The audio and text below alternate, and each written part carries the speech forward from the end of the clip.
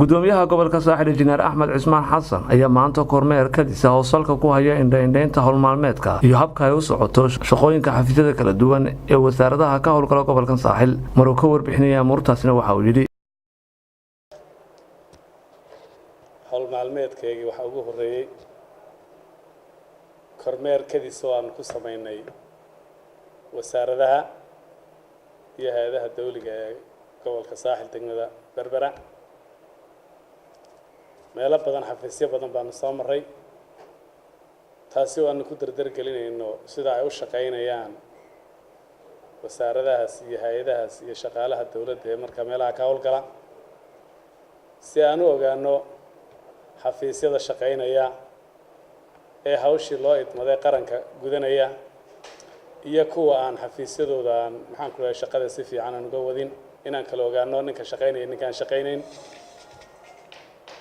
baan u koorgalay waan xafiisyadaas ay ku kala soo maray alxamdulillah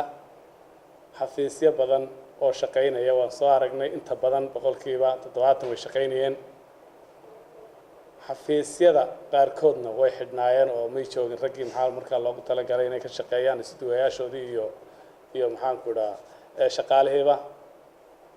ma jeceli kuwa ay keenaan ka magacaabo laakiin digniin ugu filaato xafiiskoodii way soo arkeen in la soo maray isagoo xidhan way ogyihiin marka dambe lagu kala xafiiska la soo maray iyagoo ka maqan la arko laguma haleyn doono hawsha ay qaranka u hayeen hay'adda iyo wasaaradda ay ka soo jeedaan baa la xiriiri doonaa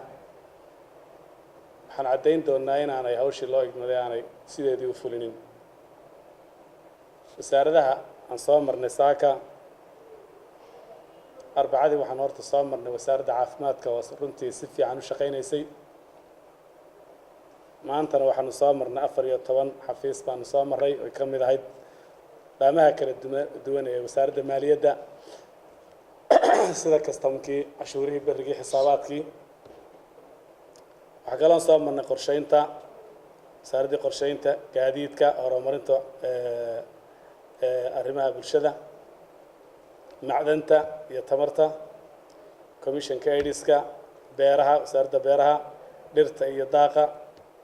diinta iyo awqaafta waxbarashada kalluumaysiga iyo xanaanada xoolaha kalluumaysiga cashuuraha berriga warfaafinta iyo kuwa badan baan soo marnay xafiisyo badan inta shaqeynaysa saaka ugu tagnay kadiska xafiisyada isku duwayaashooda iyo shaqaalayaashooda fadhiyaan way nooga calaamadaysan kuwa kale iyagoo noo ogeyn baanu si kadisa u tagnay diyaar way ku ahaayeen halka shaqadoodii oo si fiican u socota qaarna waa kuwa xidhnaa loo dul qaadan maayo wixii hadda ka dambeeya insha Allah mar labaad waxaan ku wacyigelinaynaa marka shaqaalaha iyo isduwayaasha in shaqada qaranka u idmada ay gutaan ku soo kalahaan timekooda ay ilaaliyaan waqtiga shaqada ay ilaaliyaan kulley waa xeeb iyada xeebtayda hore loo soo kalahaayo shaqada inta horeba sii qabsantaa insha Allah marka dambe aanu goobaha tagno